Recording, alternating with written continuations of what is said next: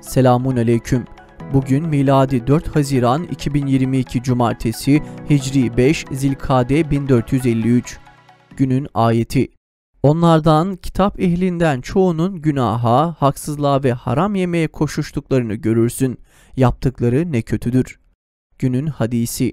7 yaşına geldi mi çocuğa namazı emredin. 10 yaşına geldi mi kılmadığı takdirde dövün. Tarihten haberdar olmak için tarihte bugün neler yaşandı hep birlikte bakalım. 980. İbn Sina dünyaya geldi. Tıp, felsefe, astronomi ve fenli ilimlerde bir deha olan İbn Sina, kendisinden sonraki tüm zamanlarda en çok konuşulan ve tartışılan ilim adamlarından oldu. 1878.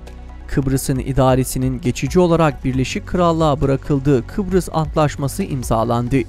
16 Ağustos 1960 tarihine kadar sürecek olan ve Britanya Kıbrıs olarak adlandırılan idare kuruldu. 1943. Toprak mahsullerinden vergi alınmasını öngören yasa kabul edildi.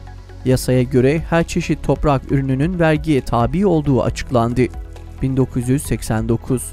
Çin'in başkenti Pekin'de öğrencilerin yaptığı gösteriler kanlı biçimde bastırıldı.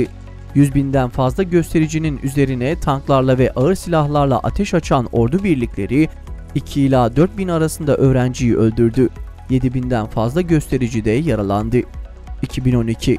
Güneydoğu Asya ülkesi Myanmar'ın Arakan bölgesinde tebliğ cemaatine mensup 10 Müslüman genç 200 kişilik Budist grubun saldırısına uğrayarak bıçak ve kılıçlarla şehit edildi.